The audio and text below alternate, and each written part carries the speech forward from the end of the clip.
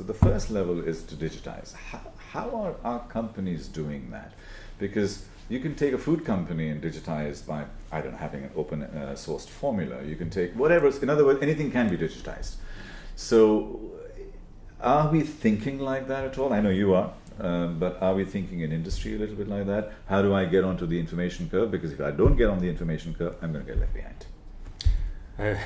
Reminds me, three years ago, I came with Kraken is the largest crypto exchange in the world, one of the largest crypto exchanges. So they came over and I said, let's go, we'll meet all the banks. Literally all the CEOs of the banks had white gloves on. They wanted to meet. They said, I'm not touching you, your Bitcoin, I'm not touching you. So there is always a fear in the large incumbent organizations to touch innovation that could disrupt them. So, for example, for a bank to accept that they'll have their system working on the cloud, no.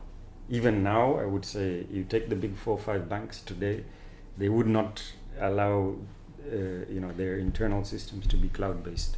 Telcos, same story.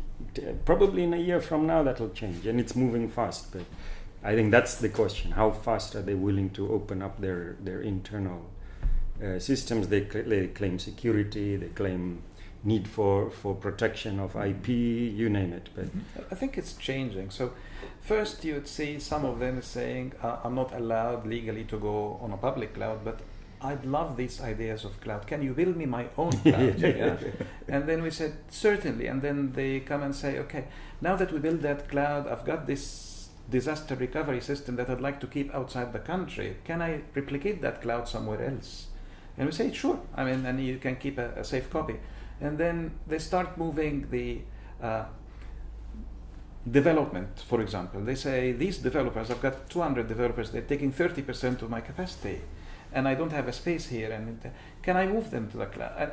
And then that's why we always look in the word, like we call it hybrid cloud, not only local and not only public, but there is not an organization that's going to be 100% on the public and is going to be 100% local.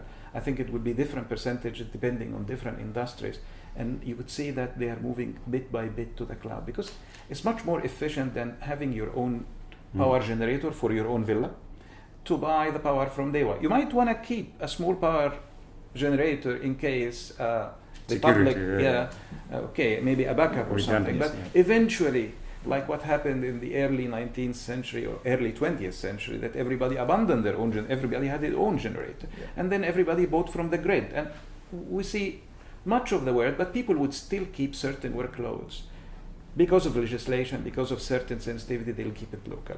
Right. So we don't have that idea of that they keep everything on the public cloud or they keep everything on a private cloud. It's somewhere in between. It will evolve. We call it hybrid cloud, and that's the way we see it. Yeah.